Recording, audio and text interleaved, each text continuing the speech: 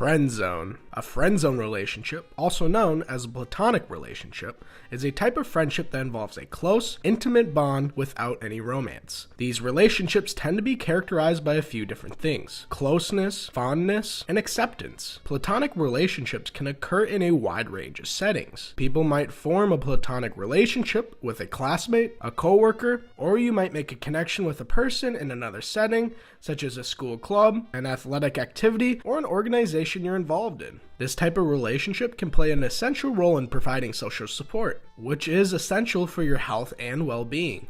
Research does suggest that platonic friendships can help reduce your risk for diseases, lower your risk for depression and anxiety, or boost your immunity in general. And even sometimes platonic relationships can change over time and shift into a romantic relationship. Toxic. A toxic relationship is any type of interpersonal relationship where your emotional, physical, or psychological well-being is undermined or threatened in some way. Such relationships often leave you feeling ashamed, humiliated, misunderstood, or just unsupported in general. Any type of relationship can be toxic, including friendships, family relationships, romantic relationships, or workplace relationships. Toxic relationships generally have the characteristics of being competitive, having jealousy, and controlling behaviors in general. Sometimes both parties in the relationship create a role in making this toxicity. For example, someone may be contributing to this toxicity if they are all consistently unkind, critical, insecure, and negative. In other cases, one person in a relationship may behave in ways that create toxic feelings. This may be intentional, but in other cases, people may not fully understand how they're affecting other people.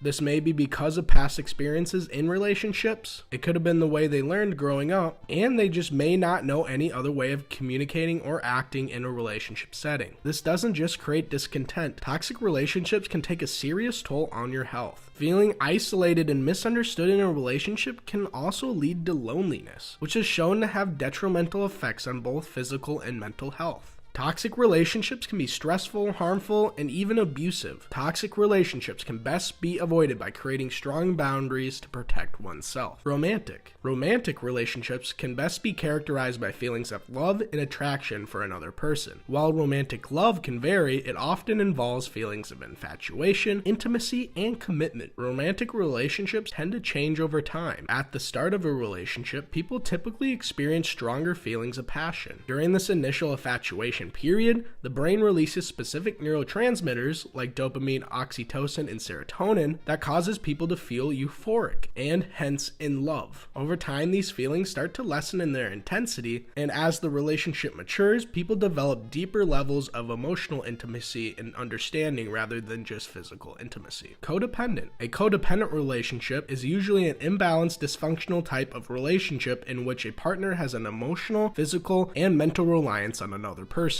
It is also common for both partners to be mutually codependent on each other. Both may take turns in acting the caretaker role, alternating between the caretaker and the receiver of care. The most notable characteristic of a codependent relationship is the role of a giver and taker. Although not all codependent relationships are the same, they can vary in terms of severity. Codependent relationships are co-constructed. While one partner might seem more needy, the other partner might feel more comfortable in being needed. Someone who feels more comfortable by being needed, for instance, may avoid focusing on their own needs by choosing a partner who constantly needs them. Open. An open relationship is a type of consensually non-monogamous relationship in which one or more of the partners have physical intimacy or relationships with other people, but this may come with certain conditions or limitations. Open relationships can take place in any type of romantic relationship, whether it's casual, dating, or being married. There tends to be a stigma surrounding an open relationship. Still, research does suggest that around 21 to 22% of adults will be involved in some type of open relationship at some point in their life.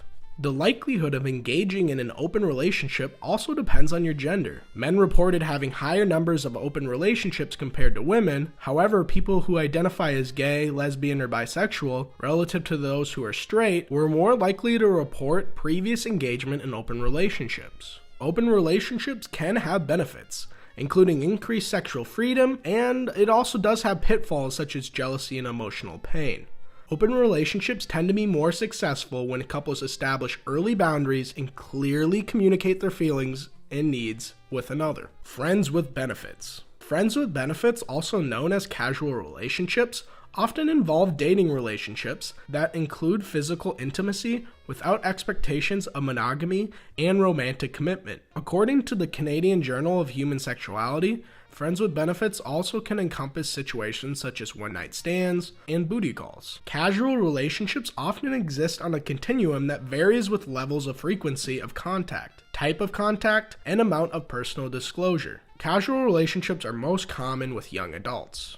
Parasocial. Parasocial relationships are one-sided relationships, where one person extends emotional energy, interest, and time to another party. This persona in the other party is completely unaware of the other's existence and the relationship's existence as well. Parasocial relationships are most common with celebrities, musicians, athletes, and other internet personalities. Parasocial behavior is generally caused by repeated exposure to media personas, which causes the media user to develop illusions of intimacy, friendship, and/or identification with that person. Positive information and positive affirmations learned and given by the media persona results in increased attraction, and the quote-unquote relationship progresses. Parasocial relationships are enhanced due to the trust and self-disclosure provided by that media persona. Parasocial behavior has become increasingly popular over the last decade, with more increase in the use of internet platforms so you can really see into these personas' social lives. But parasocial behavior has always been a thing, with celebrities with excessive fame like Elvis Presley, Marilyn Monroe, Michael Jackson, to even people more recently like Justin Bieber, Taylor Swift, and other various internet personalities. Professional. Professional relationships are unique interpersonal relationships with important implications for the individuals in those relationships and the organizations in which the relationships exist and develop. Professional relationships directly affect a worker's ability and drive to succeed in their company.